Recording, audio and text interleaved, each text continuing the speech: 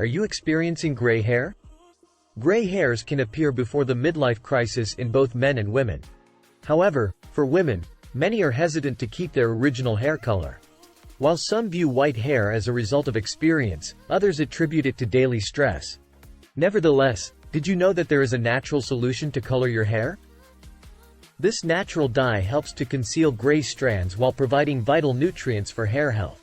The ingredients required are aloe vera and vitamin E. Aloe vera contains essential vitamins and minerals that nourish strands, accelerate growth, rejuvenate hair follicles, and enhance blood flow to the scalp. Additionally, vitamin E helps to balance hair pH, repair damaged hair, and keep it soft and moisturized. To make this powerful natural dye, mix 1 vitamin E capsule with 1 tablespoon of aloe vera gel until you obtain a homogeneous cream. Then, apply it to your scalp and massage gently for 5 minutes. Cover your hair with a thermal or plastic cap.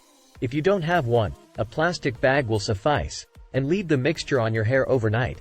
The next morning, rinse it out with cold running water only. Repeat this treatment 2 or 3 times a week.